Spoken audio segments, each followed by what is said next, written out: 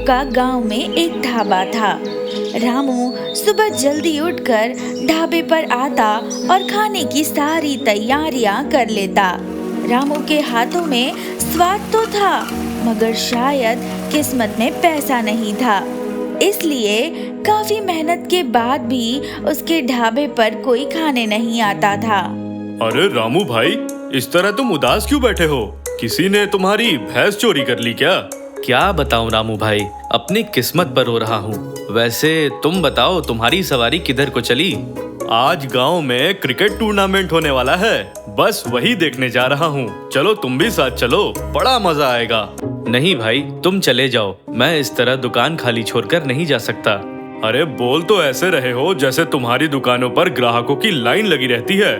खैर छोड़ो, तुम अपनी दुकान पर बैठ मक्खियाँ मारो, मैं तो चलता हूँ मैच देखने। रामू ने एक बार अपने बड़े से तपेले का ढक्कन हटाकर देखा और बोला, सारी की सारी दाल ऐसी ही पड़ी है, शाम होने को आई है, मगर अब तक एक भी ग्राहक नहीं आया। रामू थका हारा जब अपने घर आया तो उसके आते ही उसकी पत्नी शांति बोली, आज मेरी बहन सुनीता का फोन आया था। बता रही थी कि अगले महीने उनके घर शादी है, इसलिए मुझे 5 साड़ियाँ खरीदनी है। अरे भला इतनी सारी साड़ियाँ लेकर क्या करोगी? खुद तो सालों से वही फटे पुराने कपड़े पहनकर घूम रहे हो और मुझे भी अच्छे कपड़े पहनने नहीं देते। मैं कह देती हूँ, मुझे साड़ी चाहिए, मतलब चाहिए। कल सुबह मुझे 5,000 रुपए दे देना। इतने पैसे का सुनते ही रामू को तो जैसे अटैक आ गया। तुम तो जानती हो ना शांति, इन दिनों हमारा ढाबा ठीक से नहीं चल रहा है। हमारे पास तो खाना खरीदने तक के पैसे नहीं है। ऐसे में तुम्हें साड़ी कहाँ से लाऊंगा?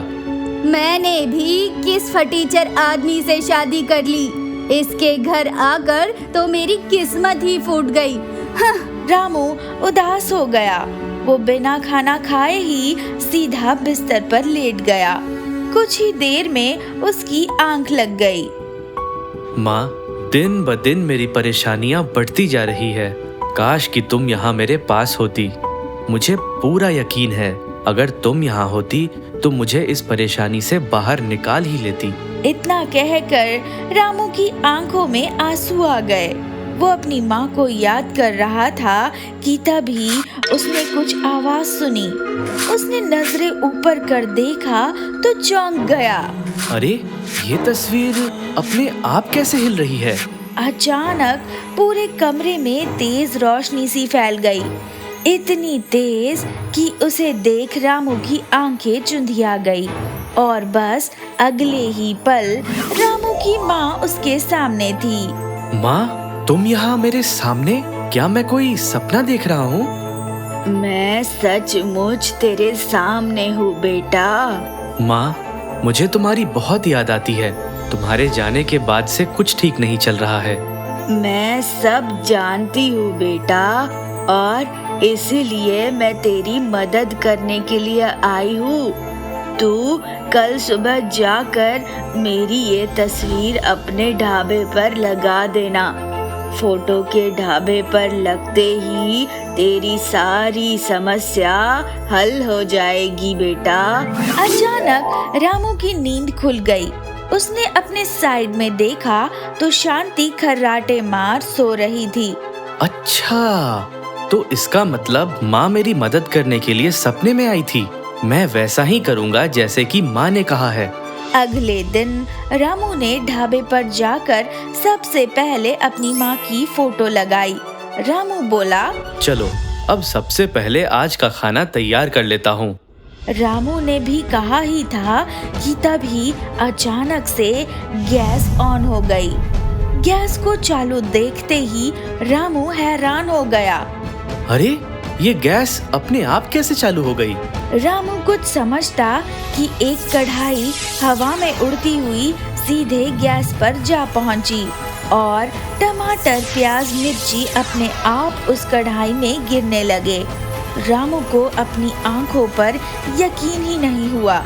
उसने जब पीछे पलटकर देखा तो फोटो में उसकी माँ की आंखें इधर उधर हिल रही थी। रामू समझ गया। तो इसका मतलब माँ ये सब तुम कर रही हो? रामू खड़ा खड़ा बस देखता रह गया और कुछ ही देर में खाना अपने आप बनकर तैयार हो गया। एक आदमी रामू के ढाबे के सामने से गुजर रहा था कि तभी उसके कदम अपने आप रुक गए। आहा, क्या खुशबू आ रही है। आदमी रामू के पास आया और बोला, रामू भाई, आज तुमने खाने में क्या बनाया है? गर्मा गर्म कढ़ाई पनीर बनाई है, वो भी कस्तूरी मेथी के छोंकों के साथ।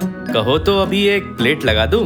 अरे भाई, नेकी और पूछ पूछ, मैं तो यहाँ खाने ही आया हूँ। खुशबू से ही पेट में चूहे कूदने लगे हैं। जल्दी से मेरे लिए खाना लगा दो। रामू एक प्लेट खाना लगा ही रहा था कि तभी उसकी दुकान पर 5 से 7 ग्राहक और आ गए। रामू भाई, हमारे लिए भी एक एक प्लेट खाना लगा दो।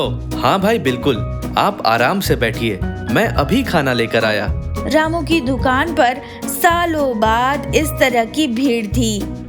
ये सब देख रामू मन ही मन खुश होते हुए बोला, मैं जानता हूँ माँ कि ये सब तुमने किया है। सच में माँ से बड़ा कोई नहीं, जो अपने बेटों का जीते जी तो ख्याल रखती ही है और दुनिया से चले जाने के बाद भी। बस इसी तरह रामू की दुकान चल पड़ी और दुकान के साथ उसकी किस्मत भी। अब पहले से ज्यादा लोग उसकी दुकान पर खाने आते, इतना कि कभी कभार तो खाना कम पड़ जाता और कभी तो लोगों के बीच हाथापाई हो जाती। अरे मैं तुमसे पहले आया हूँ, इसीलिए पहले खाना मुझे मिलेगा।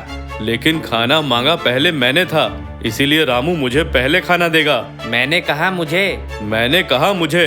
अरे भाई, ये सब लोग खाने के लिए लड़ रहे हैं। जब इन्हें पता चलेगा कि खाना खत्म हो गया है और किसी को कुछ भी नहीं मिलने वाला, तब तो ये लोग मुझ पर बहुत गुस्सा होंगे और चले भी जाएंगे, फिर मेरी दुकान पर कभी नहीं आएंगे। रामू ने कहा ही था कि तभी उसकी आंखों के सामने एक बड़ी सी कढ़ाई आ गई। रामू ने कढ़ाई का ढक्कन हटाकर देखा तो उसके अंदर ढेर सारा खाना था। ये देखते ही रामू खुश हो गया और वो बोला, लड़ाई मत करो भाई, अब सभी को खाना मिलेगा। रामू के पास इतना खाना है कि वह पूरे गांव को खाना खिला देगा। और फिर रामू ने एक एक कर सबको खाना दिया। रामू ने अपने गले में देखा और वहाँ ढेर सारा रुपया देख अपनी माँ की फोटो के पास गया और बोला, माँ, कल तक मेरी हालत भिखारियों की जैसी थी और आज रातों रात तुमने मुझे जादू से राजा बना दिया। तुम्हारा बहुत बहुत शुक्रिया माँ। रामू की दुकान में जो कुछ भी घट रहा था उस पर छेनू नाम के एक आदमी की नजर पड़ी। वो बोला, ये रामू तस्वीर में किससे बात कर रहा है और इसकी दुकान पर खाना भी अपने आप तैयार हो रहा है। लगता है ये सब इस फोटो की करामात है। जरूर इसमें कोई न कोई जादू है। छेनू के मन में एक शातिर प्लान बना। क्यों ना मैं रामू की दुकान पर लगी ये फोटो चुरा लूं और फिर खुद का ढाबा खोल लूं। रामू की तरह मेरा भी ढाबा चलेगा और मेरे पास भी खूब सारा रुपया होगा। और बस फिर एक दिन छेनू रात के अंधेरे में रामू के ढाबे का ताला तोड़ उसकी माँ की बेशकीमती फोटो लेकर वहाँ से भाग गया। अगले दिन जब रामू अपने ढाबे पर पहुँचा तो अपनी माँ की तस्वीर ना पाकर चौंक गया। वो समझ गया कि किसी ने उसकी माँ की तस्वीर चुरा ली है। वही दूसरी ओर छेनू ने किराए पर एक जगह लेकर अपना खुद का ढाबा खोल लिया। ढाबा खोलने के बाद उसने उसी फोटो को अपने ढाबे पर लगाया और फिर खाना बनाने लगा। मगर खाना बनाने के लिए जैसे ही उसने गैस पर कढ़ाई रखी कि एक जोरदार धमाका हुआ। कढ़ाई उछल गई और छेनू का पूरा मुंह काला हो गया। छेनू ने एक बार फिर से खाना बनाने की कोशिश की कि अचानक से सारा आटा उसके सर पर आ गिरा और ढाबे में रखी कलचूल उस पे दनादन बरसने लगी। छेनू अपनी जान बचाकर ढाबे से बाहर भागा तो कलचूल भी उसका पीछा करने लगी। जैसे तैसे अपनी जान बचाकर छेनू वापस ढाबे पर लौटा तो उसे समझ आ गया कि इस फोटो को रामू को वापस करने में ही उसकी भलाई है। उसने मन ही मन सोचा, ना रहेगी फोटो और ना मैं पिटूंगा। रामू अपने घर पर अभी अपनी माँ को याद कर रो ही रहा था कि तभी वहाँ पर छेनू आया। अरे छेनू, तू यहाँ कैसे? दरअसल रामू भाई, मैं आपको आपकी माँ की तस्वीर लौटाने आया हूँ। तस्वीर देखते ही रामू की आंखों में चमक आ गई। इसके बाद छेनू ने पूरी कहानी विस्तार से बताई। छेनू रामू से बोला, आज सुबह से मेरी दुकान पर अजीबोगरीब सी घटनाएं हो रही है। मैं अच्छे से समझ गया हूँ कि आपकी ये फोटो सिर्फ और सिर्फ आपका ही भला करेगी, मेरा नहीं।